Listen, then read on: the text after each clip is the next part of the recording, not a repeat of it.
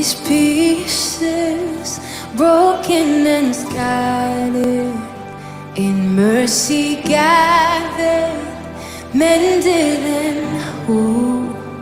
So take this heart, Lord, I'll be your vessel, the words you see, your life in me, oh, amazing grace, how sweet.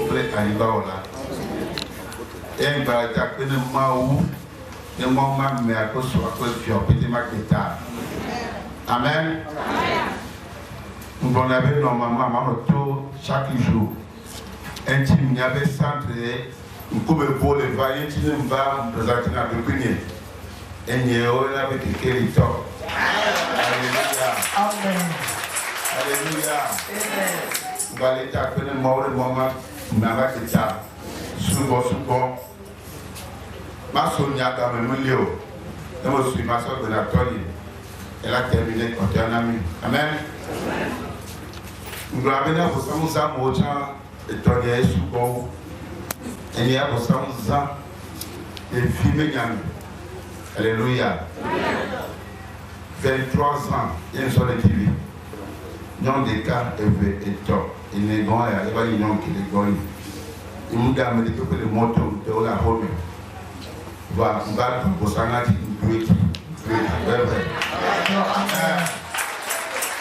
Amen. On est divin et banto. Elle dit qu'elle est mauvais à bonne petit à Ebunam. Amen. Donc, divin banto, on dit qu'elle est à dia de toi, dit au bout de vous, sans place. Amen. Et vous avez pris le pas même, pas ça là. On va dire celui-là, on va dire au bout de vous, sans plaque. Amen. Tu vas voir quelqu'un parce qu'elle est où, quand il est pas mes pauvres, et moi mener. Alléluia. Et pour moi, on va appeler à me signer. Amen. Amen. Moi, on va nous voir. Et moi, on va nous donner la bénédiction. Alléluia. Alléluia. Donc, vraiment, on tient à dire. On peut manier. Ma Sonia. Jude, à mon langue, on avait dit que la saga vélo va s'entrer dans le corps de l'eau. Jude, il y a combien de temps le témoignage des filles. Donc, les tapés dans ma eau. Et nous, on a dit Mao Yeraï. Et bien, Mao Yeraï. Banjo pas, et quoi me il est bien, j'ai là. Et il me dit qu'il est bien. Et si on me dit à ce moment, il y a un peu de la canon. Et il me parle de médecin, la témoignage à nous. Fou maintenant est à une place et me l'endien basi voici dit et me tout le temps et payer mes mains au filam. Amen. Ben il y a souvent que me les bloque de mao et bien les sauve là me savent sur la toile.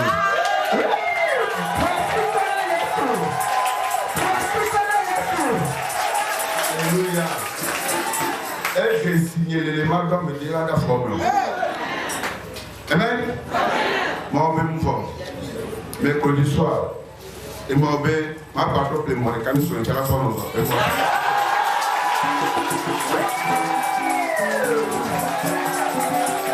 Amen. Et là, les bonheurs pour s'enlever et d'être à gagner.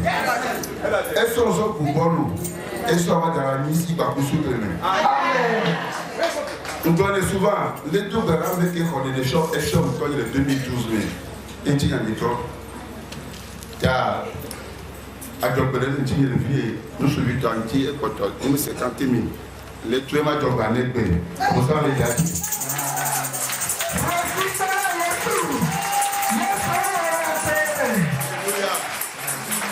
Tu vas aller taper dans moi. Moi, après, je vais dire, j'essaie de me le faire comme on est. Après, je vais vous mentir. Amen. Alléluia. Amen. Et moi, on est Michel là. Tu vas se faire. Amen. On se regarde, on a mis ton va. Ah, maîtresse, ça te regarde pour moi. Va-y, ma chérie. Nous allons interpréter ce que notre papa a dit. Il a dit, si vous attendez parler de papa Kekeli, c'est lui, papa Kekeli. Le Seigneur a fait des grandes choses dans sa vie. Il a cherché, il a souffert dans les problèmes de stérilité pendant 23 ans. Mais grâce à Dieu, quand il était venu dans ce camp, le Seigneur l'a fait grâce. Et premièrement, le Seigneur a donné une fille. Et avant que cette fille ne soit née, le Seigneur lui a donné une nouvelle voiture. Et encore dans un bref délai, le Seigneur lui a donné encore un garçon. Avant que le garçon ne soit né aussi, le Seigneur lui a donné encore une nouvelle voiture. Et présentement, il a acheté 4 voitures avec 2 enfants. Et cela ne suffit pas. Le Seigneur lui a fait grâce dans cette année lors d'un témoignage.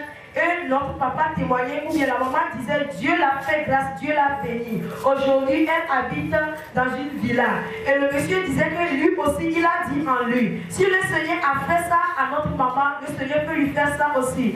Donc il a dit en lui que dans cette année, il doit habiter aussi dans son villa. Et grâce à Dieu, aujourd'hui, elle a apporté la clé de sa maison et la clé d'une nouvelle moto pour sa femme. Et il est en train de remercier Dieu.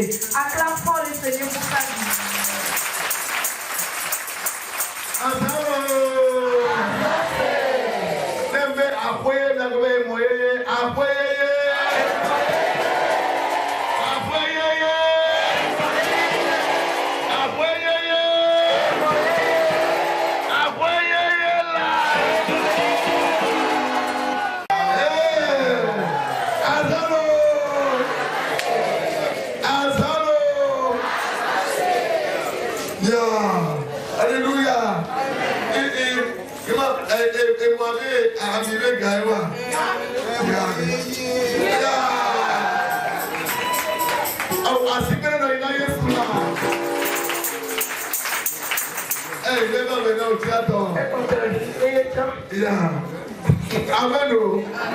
Alléluia.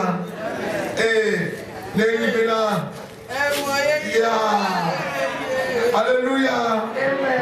Oh,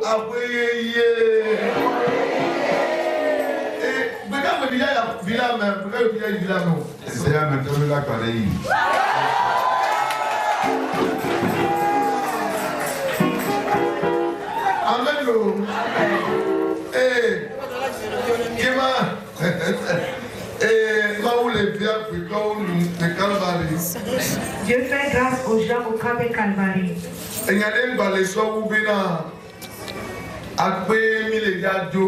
Et nous n'avons rien à dire, seulement nous allons remercier Dieu. Il faut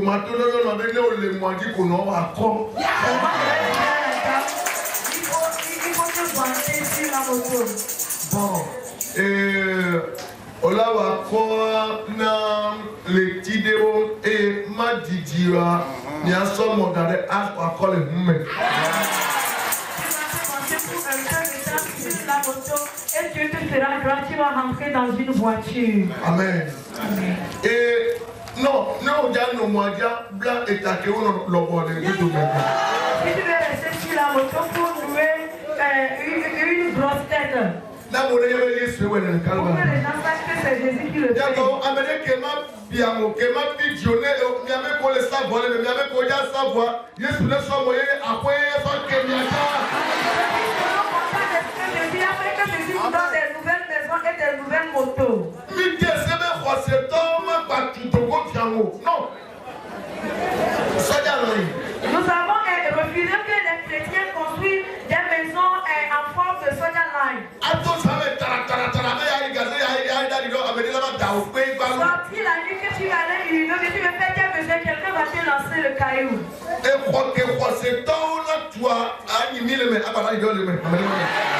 maison que les chrétiens vont construire, tu vas faire tous tes besoins là-dedans.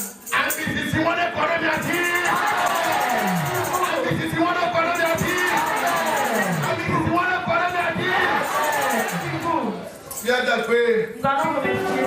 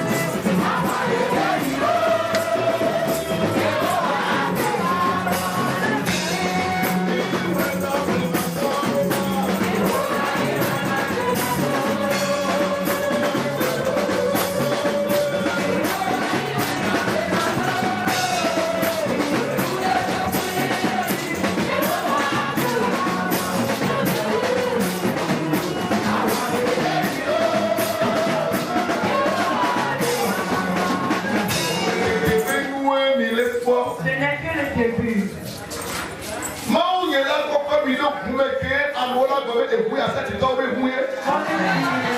Voici que les gens vont surnommer voici des secteurs. Amen. C'est ça s'accomplit sur vous. Amen. Amen. Je vais vous prendre les clés. Avant de prendre les clés de maison, les clés de voiture.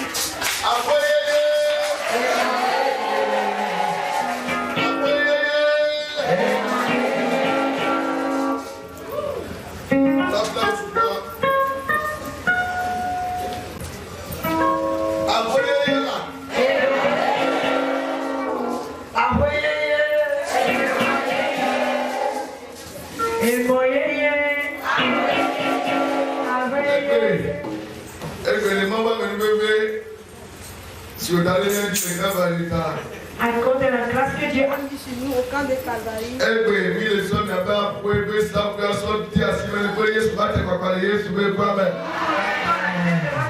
Avec l'autorité de Jésus au nom de Jésus. Amen. Amen. Je vais prier sur la clé de moto avant de donner ça. Levez-vous s'il vous plaît.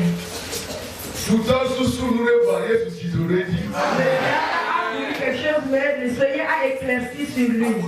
Le diable, c'est un bandit fin. Et mon grand plaît, et soyons pleinement, on peut taper moi. Tout dans le programme de cas. La moto qu'on n'avait pas vraiment présenté la moto, le diable a déjà fait un programme sur la moto. Mais rien n'est dans l'obscurité dans ce cas ici. Ils ont menti encore et encore. Papa, le Yes, je veux pas. Et moi, et pour l'année où je vais vous mettre. Nous pouvons les pépés à l'utiliser, les non-pas-des, pas-des, la soubouée, à boulonder, on est sur moi ou à Sita. Ma church, no. Oh, je suis là pour ma church, no. Papa, dit ton pédale. Et moi, là où on a les doigts, il venait voir ton boulot. Ma tu vois, t'étais où? Son collègue, mais nous avons appelé ça pour appeler pour la noyer sur le moment. Nous devons les faire que on est sur le ciseau. Papa, mais vous voyez, on est sur le moment. Amen. Elle m'avait appelé, elle m'avait appelé, les sols et là, puis les petits papas, et à tout qu'il est sur le commun. C'est-à-dire, à ce moment, on fait appeler d'aller et vous mettez appelé à ma soeur millénaire. Et yes, sur le commun. Ainsi que l'énergie.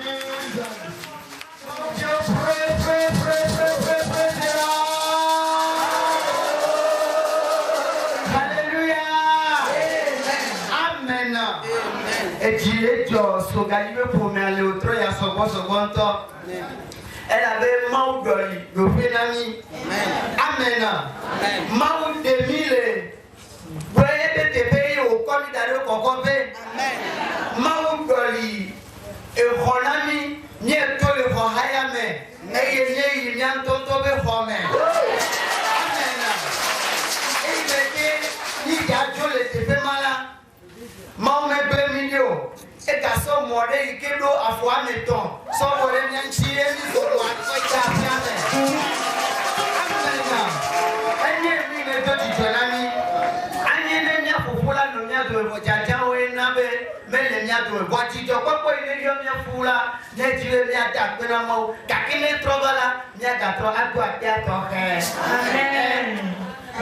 L'enfer est en train de remercier le Seigneur.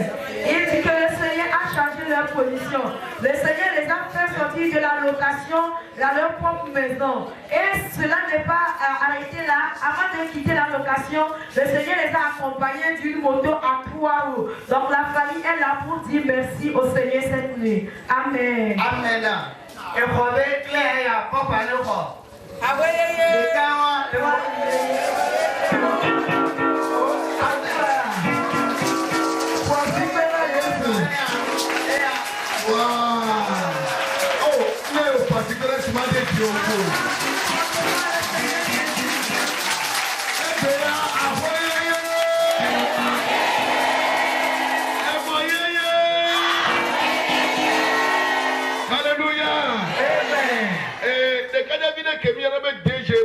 le maoube domeo.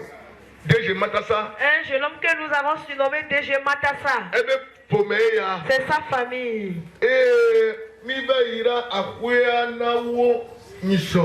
Et nous sommes allés bénir la maison pour eux l'autre fois. Egbia emotowe sino beke ni somele ya kemi le ira akwea ye ona no wonuya. Donc ni le ira akwea egbia ayade oko mi duna ye des fois vous la tingo de me photo non et ben non venez nous et plus trois groupes avant de venir au camp, il a acheté une moto 3 roues accompagnée de la maison. Et après et c'est les clés de la nouvelle maison.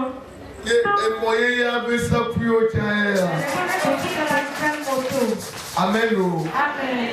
Hey, et mon toi, tu me fais que bien, mon toi, somme-moi, et somme-moi, mais il va. Celui qui devait amener la moto était un peu en retard, mais aujourd'hui il a fait tout et tout pour l'amener. Amen. Amen.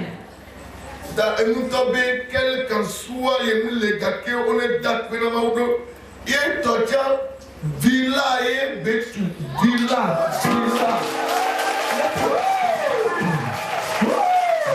Mais il va jamais de remercier le Seigneur pour lui. Lui aussi, c'est un villa.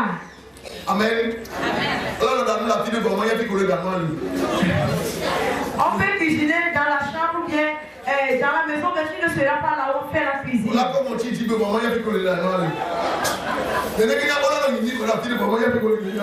comme ça, on peut aussi la besoin quelque part, mais tu ne seras pas.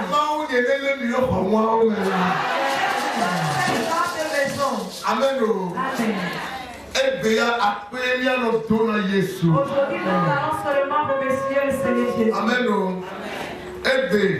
Aujourd'hui. Ok. Donc, ok. Il y a pas d'un missal au bas. Il y a toi. Saloba.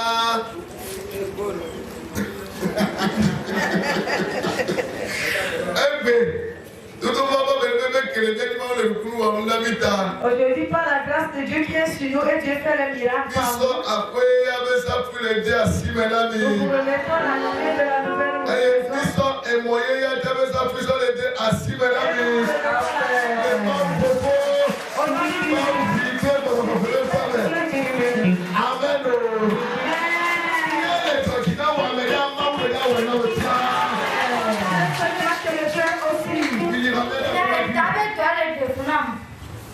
So ewu eso epevevivi etala mumpo ela mumba nkula no tameke ye ya ndanya majai ye la kule mecha majai la kule mefa machifu ye pendo kusumela kuchala po kaka mnene kaka no yo mbaga ye mba ekwanga fe mba trojo mba sibeze tonene ebe mama nyongata ebola go kemia mva be masondia obe papa ja va ka sifon ela oreve nan ke va mlanya ela le tona be gbajolo no tena oreve ya beyo nto fofo mi ato bela no ya le tona no ya be mama nyam tajo ma oreve ya ku ke gbo majo ebe yo yemi ya dada mi gbone ya dada be ma va be awo ma oreve ya ku Kemba, ole warebe ya papa be miato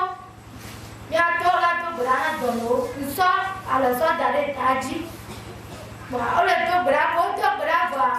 Mba na nya unkia, etaba toji, ye be mama etaba toji gbeke, ebe a oke toji la ka, le yes be pame elavo. Kemba ya unke ntroya gwa, kemba bozereka mlani. Dada ebe mamla ile ke kunya le data baba bina bo mamla ye mla ndo kusumea le kudrobe continue le mia be kole ke kwa musu de zomba be tubada yi konja mele funwa etaba tikele fun ye mbeyo ye mzoi ke mzoya pa de vile ku enwa de via le satikia ye de via datika tika le désolé car les natifs calés et soit Android et ou Android mais natifs calés et soit deux semaines de manu yem kemnuya ele tona be o natifs calés tasi Android ya bon pe Android aja ye be ne ga mla si yo ga ma jo ko yo be ola ka plena ma yo be yo pa musu ke bona be ma ipoaja musu aga le bona be o gba ho ga le pe la si yo bole ta si majo ta me jibe ya ta pe kumlo be ma wu oto na so ni so ke mfua nye pa se ta ba mungo ku pe pa ta so e ji yo pa ta Amen. Alléluia. Ta ne ale kure mia mo diabe ta seri ni tia e fi obe Yesu yo te nyao. Oui. Amen. Et notre sœur, elle a pour un témoignage. Elle dit qu'elle a souvent les maux de tête, la tête la saoule, et que quand ça commence comme ça, soit elle reste assise ou bien elle reste là où elle ne peut plus bouger, elle ne peut rien faire. Cette maladie la tourmente il y a environ 2 ans.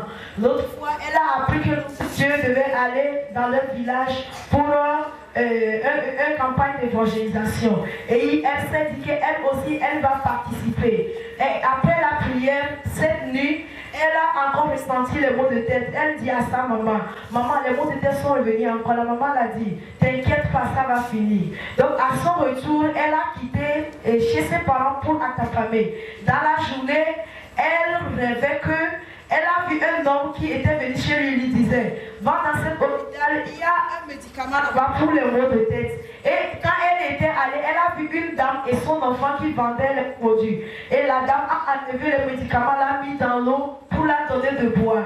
Après avoir pris les médicaments étaient on a fait sortir les médicaments dans quelque chose comme d'Android. Et la dame lui disait, tu ne peux pas prendre les médicaments sans acheter l'Android. Et la soeur disait à la dame qu'elle n'a pas d'argent. Donc elle va appeler ses parents pour qu'on envoie de l'argent. Le monsieur qui l'avait envoyé chez la dame est revenu dire à cette dame, ne prenez pas l'argent chez elle. Et elle est partie sans paix. Depuis ce jour, quand elle s'est réveillée, elle n'a plus senti les maux de tête. Elle est totalement guérie et ce soir, elle est là pour remercier le Seigneur. Amen. Acclame pour le Seigneur Jésus. Amen.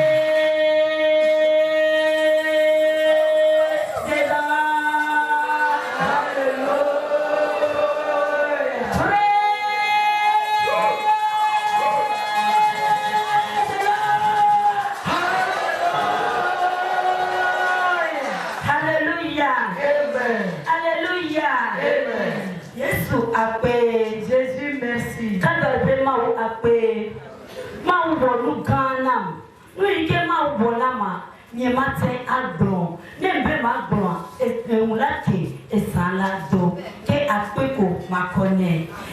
Nous gardons pour avoir tout y a dit, nous qui pour avoir tout y a dit, et qui y a et Jédo, nous qui avons donné les béjos, nous donner les mouilles, donner les biscuits, n'y a pas encore n'y a pas et la haïa, d'ake maui, kenye mawa, et pour m'y va et tout y a dit, et qui dit et va et haïanam. Les débits avaient donné les miens, nous qui joie, mouille et nous vidéo, nous vide à zéto, des vidéos à suya, et bien, ma n'allez pas passer les aider à mon total, l'auto de l'enlever, babade, d'ake calvari, maui qui pour m'atia, babade, one yamouja, à koyo. Oui, tawadono. Ye, débit à, et donner les Québécois, ils sont dans son roi. Et donc, au roi, et pour les bas, et pour mes coups, et pour qu'elle là-bas, oh, il est fou.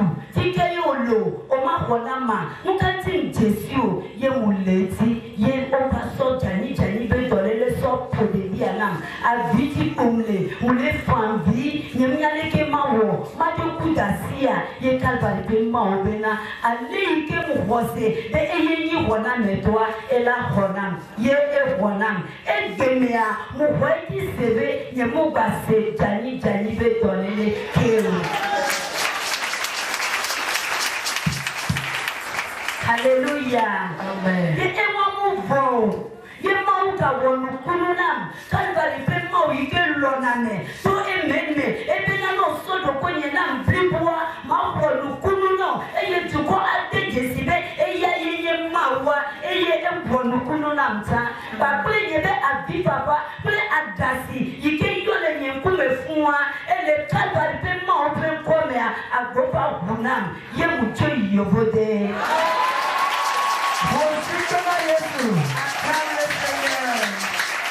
Hallelujah. Je voudrais que vous y bientôt, ne vous tombez là, non, vous y a viré, t'as qu'un petit là, ton nom, mais quand on est plutôt là, du Dieu, ou américain, vocal, la victoire, dit, hôtel de Yobode, de Goumen, Toja, ne nous le tuons, nous y a calvarité, Mao. Que vous faut voir, au Passango. Ebilo ya mintenyo ojababa deja haye nya uyo ojababa ebohu no yo oje nya fion olakoda o pasabe funu dolele ya mo wetria maton wetria meton ye mule wodo ne piama obe nu kenti badio nu kenti wa bonamo nu kenti mitu kan bari pe mawu o mule bonye ya o pasamdoa ke mule so mu yowe o to na be ma place centure ye yo la dasi mpela duma ye muleji kaka wetri ameton kata le wetri tongwa be nuunwa ye kalbari pe mawo e ba khona ye muhaya le keza ibena muhaya do apeto nyamule jibe maho apelo bebe ke kali mena bila ye mponpone ke jo idomia mponpona nyono supportable na manja la volle eso ewaso ye muywe mponpone mbe o papa bi merom la signode ye sododa ye muyo papa ye mitobera etania munyitonyo etaye munyitonyo yobodo ye pepu wedu ko kini tulefie agbadele funa madelo peyamelo badele funa madelo peyamelo ke agokewa adaka ona soso yobode a majetio yemilezi ke tona papa ton mawu pa amen bebe me mawu ne yira papa mawu ne yira mama ami sisine gajileji apotri ko doya ni le ploro masefuno ele jabani apotro be president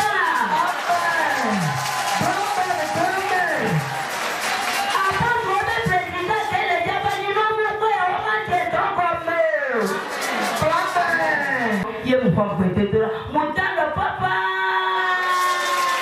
Mwasika Yesu Etane kamba duko Nudeke muka wako Kaka yembabia Hallelujah Amen Nabinyo nuklemsu Papa lokata leto yati Sekre de lemleja fito fila miwetwa yame Bene sekre wane milele asia Nyakulu ikika daripe maula kuwanania Amen Unona fuluda Papa la no televie Fe angatoto kasolo blolo mebalo Amereso de sama balo Yembiana doko yesebe Amela nikaka funda ya laso sama ba Nyamule segomo Mbiana nyatepe blolo Mbiana doko yenene Yembe nyatepea Yemlefunu Beleka Wedre kwa mchachina mo yebeleke mlechawo muda medele kana ye msoka sodure mbene soka soduda ola bosama sama na mbena futose futokele nye bageme yebe matetina godo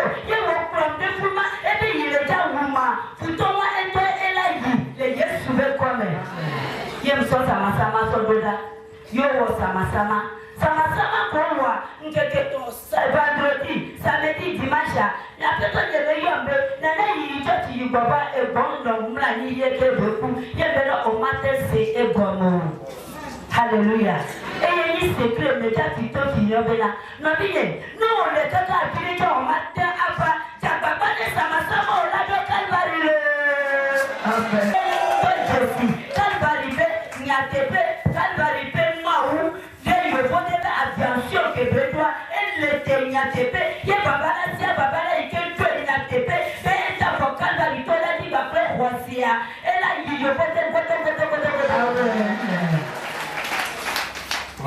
Amen.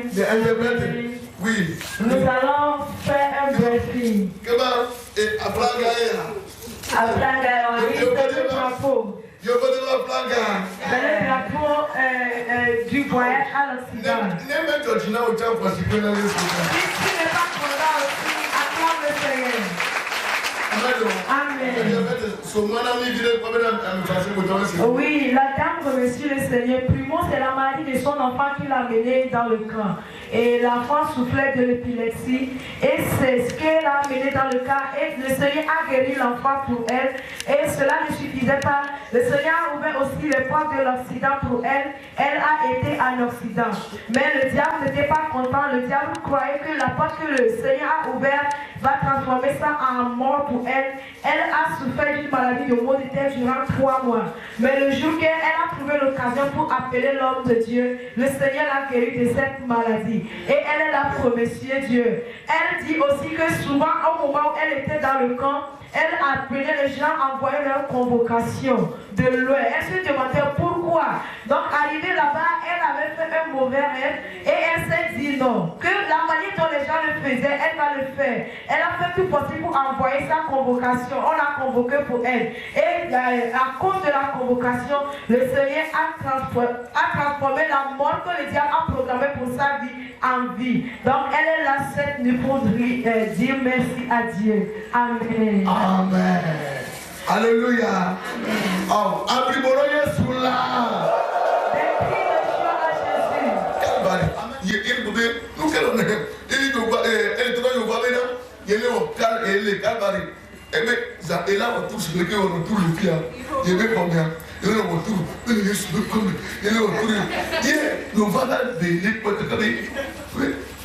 What are you doing? What are you doing? I said that I am a Calvary.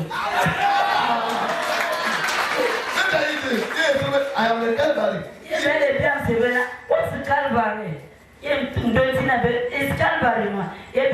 Are you an Israel? Yes, I am an Israel. Alléluia. Oh, les deux au tien là, il y en a anglais pour moi là. Tu vas parler l'anglais pour nous ici. Amen. Amen. Maman, au tien là, anglais. Alléluia. Amen.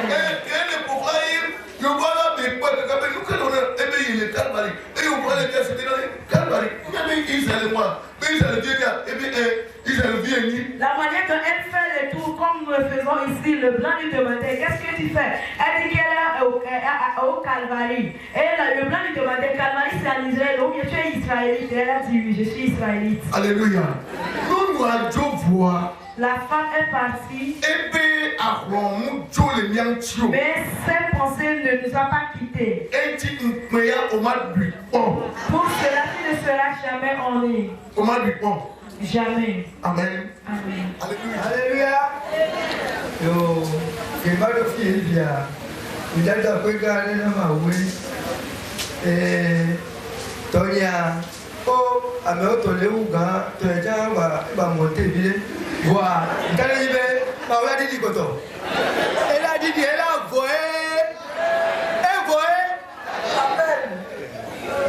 Il y a des pères, nous quand tu tombes à vieux. Je mettrai au Djibouti, Piamo et Suboya avoir les 264 et les Mfifikor. Tamuno, et qu'on a dit, mais elle est beau. Mba Djibi, nous qu'un Djibia, un peu fouillé, elle m'a aussi, ma oula pro, et bien, j'ai ma gloire pour me, ma conne de délire pour me. Et bien, il y a des pères, les deux bien, il et il oh, ben, il m'a pas de délire, bien, comme à Hapo, sur le banon. Que les cas, nous n'avons pas les cas. Que les cas, nous pas les cas. Les cas à Djago. Il y a tout là 15 000 ans à Djato, les pieds, c'est bien. À Saraya, 100 francs par jour. Et il y a un mois. Et on s'en fiat, on a bien balé, filer, les pas, mais les balais sur les pommes. Oh, les pommes, et les mousseaux, on va dire et c'est un beau. Et et je suis fier. Et le plomba, fier, ça fait. Et ne pouvez pas le prix de meilleur. Nous avons les fiers. Il y a un dollar ou mi.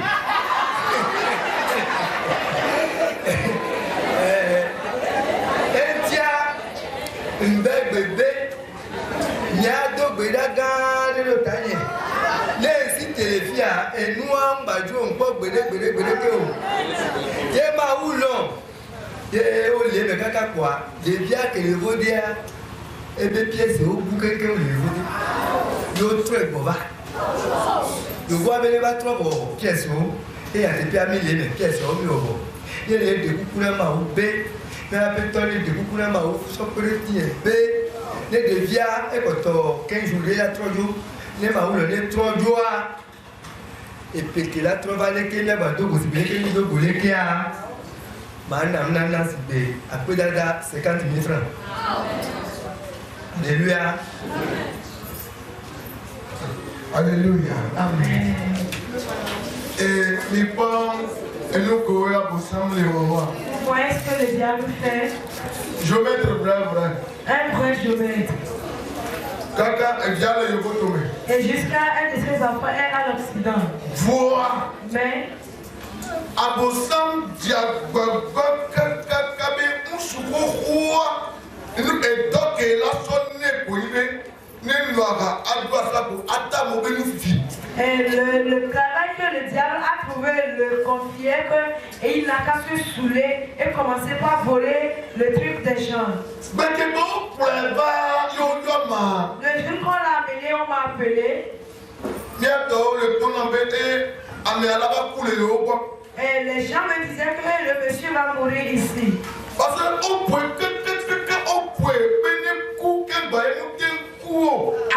partout.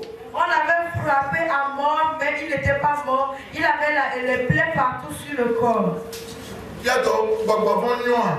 que le diable est bon? Est-ce que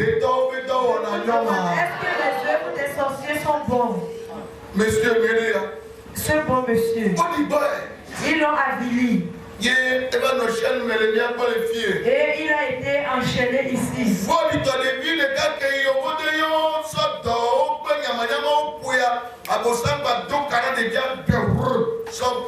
Et malheureusement, l'unique enfant sur qui il comptait, le diable l'a ramené encore. Mais Dieu qui fait grâce, il fera grâce jusqu'à ce que l'enfant va retourner. Ce que je vais te donner comme conseil est que tiens bien l'adoration de Jésus. Tiens Jésus à deux mains. Le Dieu de Calvaire va te laver. Il va te laver. Il va te oindre. Et les nations verront. Amen. Amen. Aujourd'hui, nous l'avons libéré. Et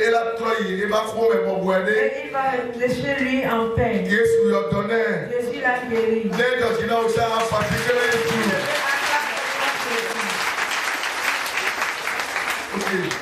Madame a fait yes one in a channel.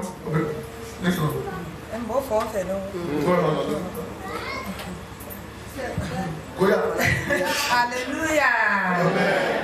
Moi qui papa, moi qui maman a pris à Kubane, a pris à Titi. Elle m'a mis à bien. Et à son les pannes non mien. Il y a autre one et Jeff moi. Qui vient qui va tout nous la vie tu vois on est content de pour babi. Pas hier, quand on y a passé moi le bec choco. Cho mà nè đi lo, ba yo mà nè đi lo ba ye, cho moi sukulu nó mà nó bảo con, ba bữa con chúng ta ăn con nè, chín nè, nó đồ ngoa mới phụ bê bê, chứ nó cho nó con cho cái, đứng cái nó đi, cái nó mới chặt ra nè, quá, trên này ra nó bê con chúng ta ra, nó quên rồi thì ta chơi sukulu lắm là ta con đấy, cái chín lo ba ye à, và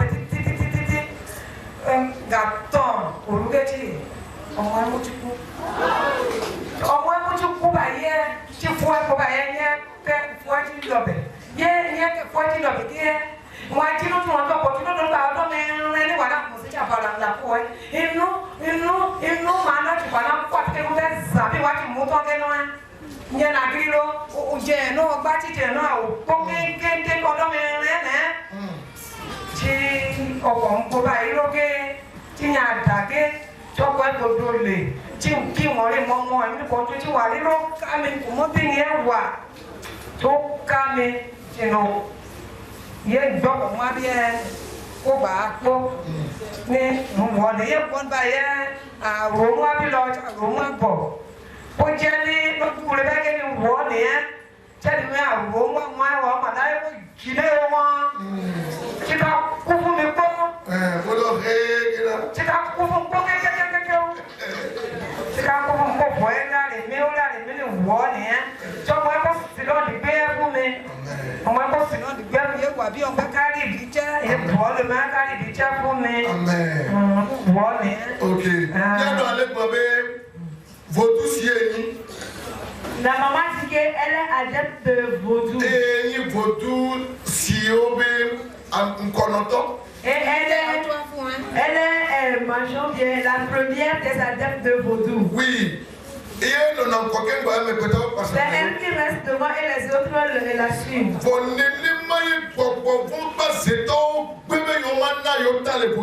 Et mais c'est comme ça les sorciers, les esprits mauvais sont en train de les tourmenter dans l'adoration.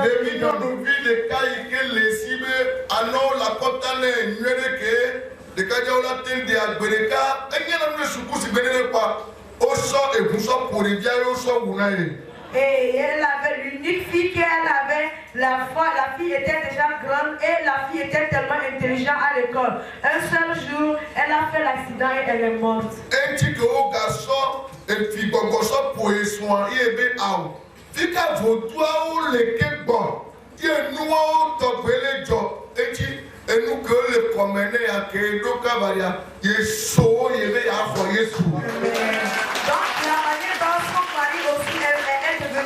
Tout est tourmenté. Elle a dit, où sont ces idoles? Elle souffre comme ça. Donc, à partir d'aujourd'hui, quand elle est venue au camp de Calvarie, elle a décidé de donner sa vie à Jésus. Ce qu'elle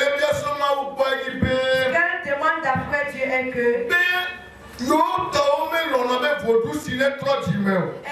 les autres adeptes de vaudou n'acceptent pas qu'une d'entre elles reçoit Jésus. Que tout le monde prie avec elle.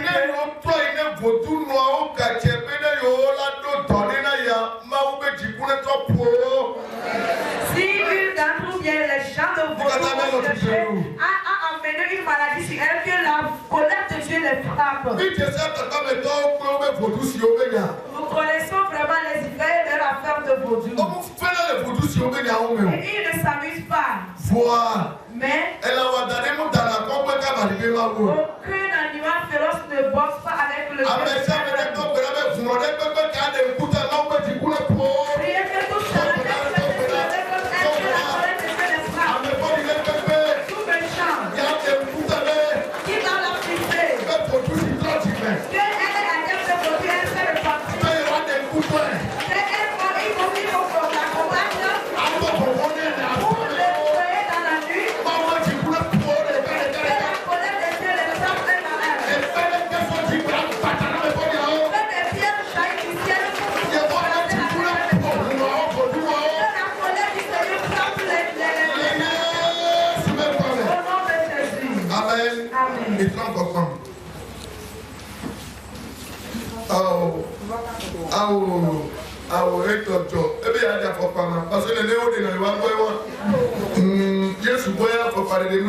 Chez Jésus, il n'y a pas à faire d'enlever les tapettes.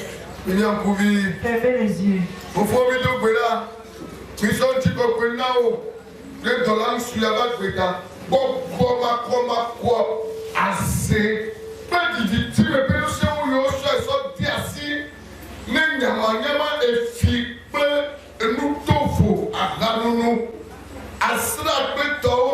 Yesu esona mele kokolita elena sine sinamine esuno nu koko atos nganye kakala papa mete kuku viviti koko ya okeke mi toso bi fuso koroti ne pepe ba kai toju asebe nu se koko pada akpato mi so Yesu ko ngari koko ple o to me papa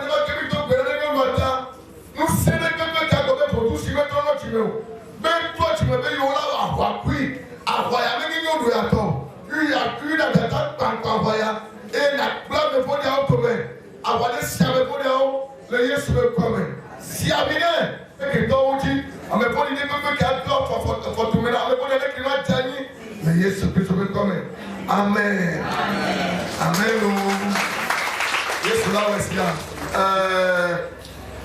ma do tutu gbɔtɔ ye ma sɔ gbɛsɔ na edinye ke o ma be don de Dieu. Je vais primo remercier Dieu pour ma part et après tout, je vais mettre le micro à mon fils aîné nommé don de Dieu. Amen. Amen. Amen. Et après, que tu vas te lever, pour nous, il y a quelques points, mais va y sortir. Même là, pour boire les gars. Et mon premier remerciement est que cette cérémonie qui s'est accomplie facilement comme ça le samedi. C'est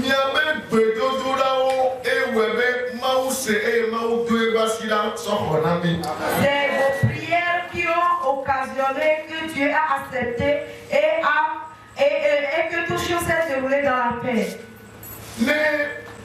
Ma wena mi vile mi ase me libe pour me que me musua pour me gongon pour me manyo ye me musu. Si je vais vous parler un peu, le truc est que je viens d'une famille tellement mauvaise, une famille qui n'est pas du tout bonne. Amen. Voilà. Aucun affiche de on devait mes photos. L'eau affiche très moti et un vioti, l'homme la bopé. Do et moi on tient, il y a ni babé ma po. Même quand on l'affiche dit, on m'a la sion mais mal et modi, à ni pas à me vodio, mais on m'a pas parce qu'on y avait pour moi toi. Et bien, il y a beaucoup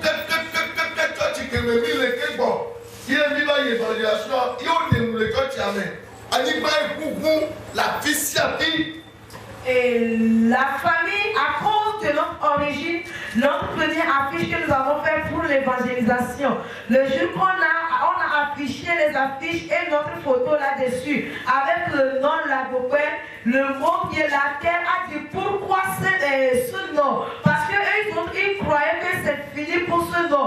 Personne ne va plus se souvenir de ce nom.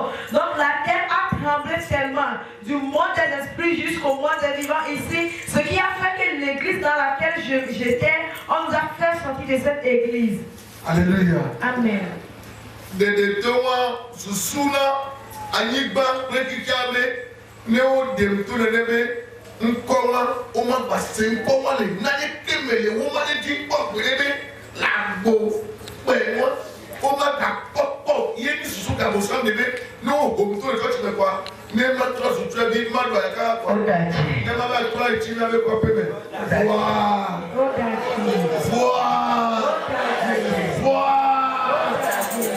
Ils ont pensé qu'en me faisant sortir de l'église, que le nom là va disparaître et on ne va jamais entendre parler de ce nom et je vais souffrir jusqu'à retourner dans mon village. Mais ils ont menti.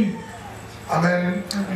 Vivement au courant, mais nous devons avoir les deux votés à Pissi à Pile et Yesu. Le nom évolue et le nom va même à l'accident. Alléluia. Amen.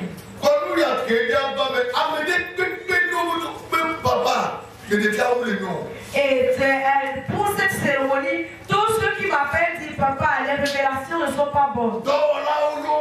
Et les ouvriers et les enfants de l'église. Si quelqu'un m'appelle de lever, les révélations ne sont pas bonnes. Le diable pensait tuer quelqu'un lors de la cérémonie. J'ai pas peur. Mais j'ai eu un peu oui, de frisson. Je ne sais pas si c'est chaleur ou bien c'est... J'ai eu des frissons parce que les choses étaient difficiles. J'ai pas dit que j'avais peur. J'ai eu des frissons.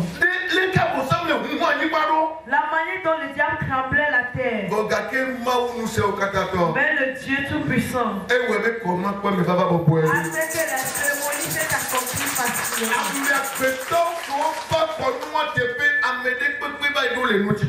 Tous ceux qui sont venus lors de la cérémonie sont arrivés sains et saufs.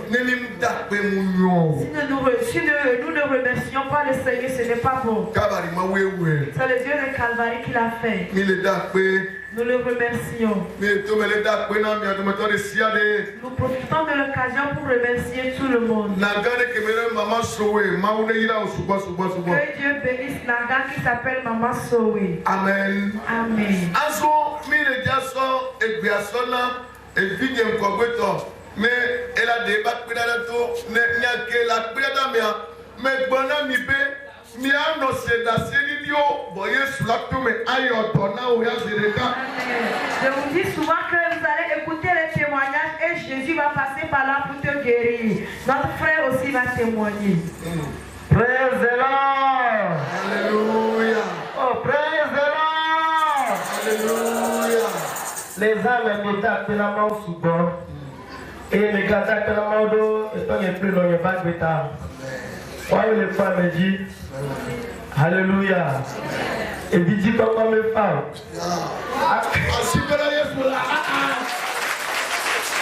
Alléluia.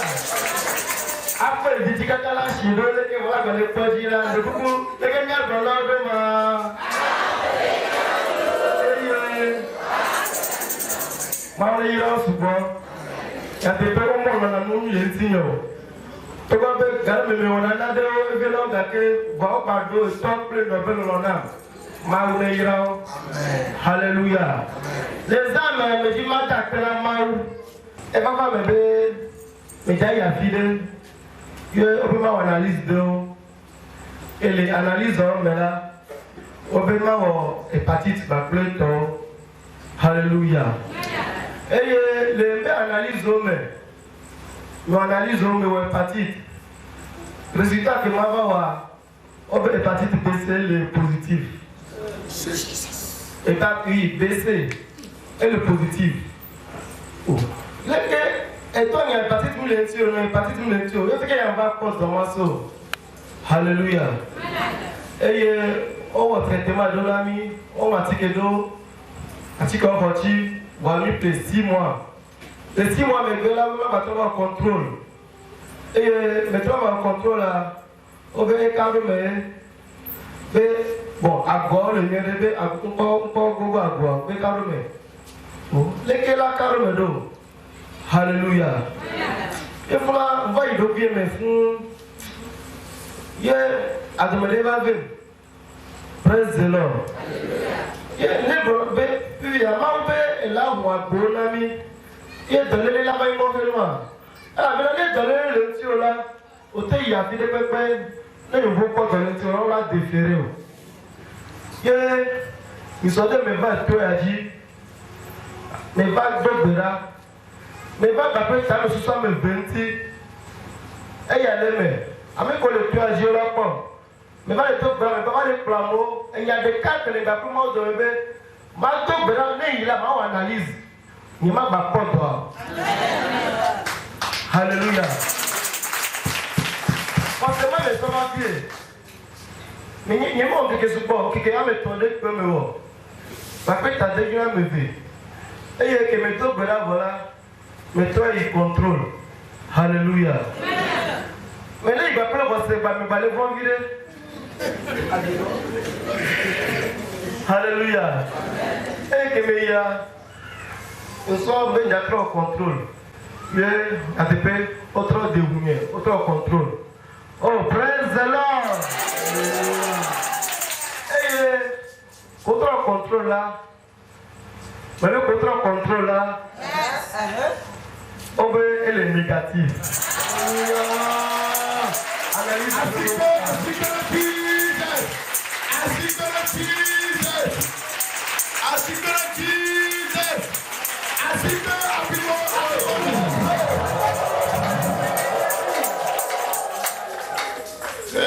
Alléluia.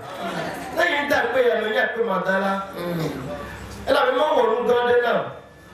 À mon canapé, on a Yesu na nous gaona odina dase ima bona mo odina dase va nyanto e de Yesu na de me pa go mi atema di dase e ta les hommes là me ta pelama na de me la signo va me demanda que mon papier pour te comme veut me me sort ta no jamais de papier e wo de ka be nyame si de to doli bana avadi dase da e go amen hallelujah et qui tombe matin et maroula mais ça c'est sauter dans cette diane le Yesu veut comme amen Amen. Alléluia. Amen. On va dire le soir Yesu veut porter dans cette diane. Amen. Tu as bien fait de sceller le témoignage avec le sang de Jésus. Et bientôt. Bien-aimé. Et tout nous prenons. Et ça m'a un peu dérangé.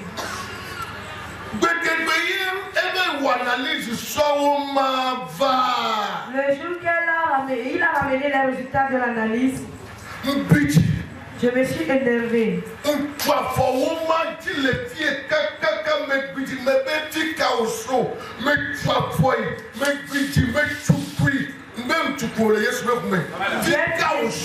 J'ai dit, toi tu viens, je te piétine dans le nom de Jésus.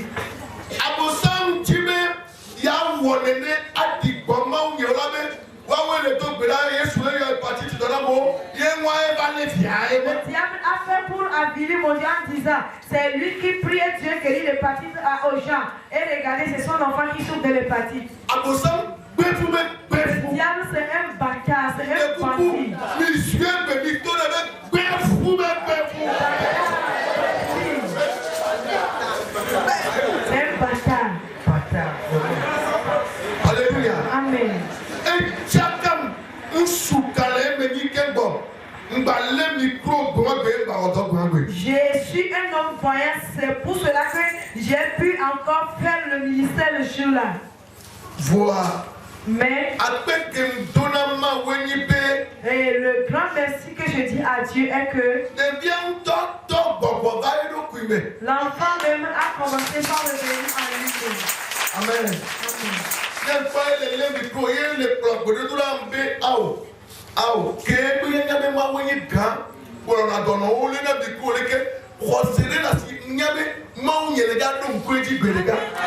quand il tient le micro, il conduit les gens dans le camp, je dis, comme il a su que c'est Dieu qui est grand, Dieu va se souvenir de lui un jour. C'est mon fils aîné. Amen. Amen. Aujourd'hui, je suis dans la joie.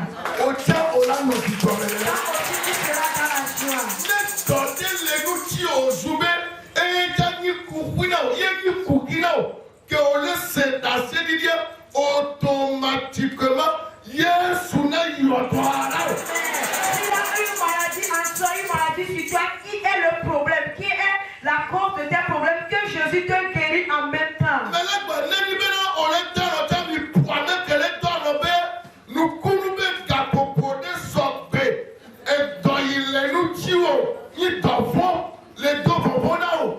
N'est pas Maudonku, dont Dieu dit Kamari, Maudonku dit Denpenamia, et vous connaissez, Abaïwa, analyse, voix, Ocha, on va t'apporter parler là.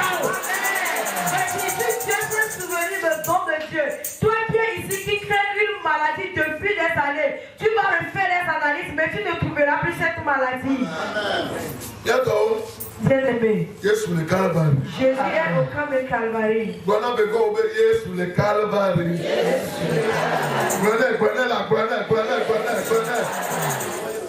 Amen.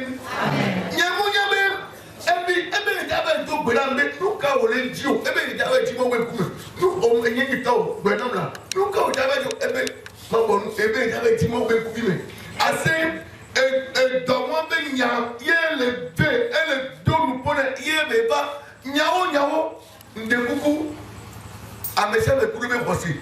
Et ni à mes gars dit, voix, à mes gars possibles, m'a dit, il y a une histoire de possible. Va, tu m'as même coupé, mais je sais que le matin, et non, et ça va bien encore. Oh, et ça va te soigner, oui.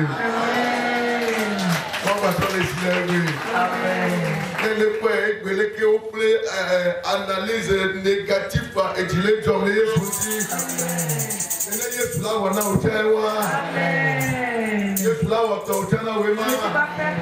aussi. Nous allons remercier Dieu. Nous n'avons pas averti les oncles et les tantes.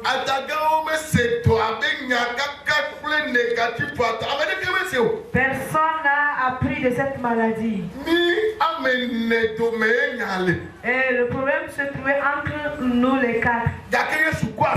Mais Jésus a élevé sa main. Si le passe aussi dans ta vie.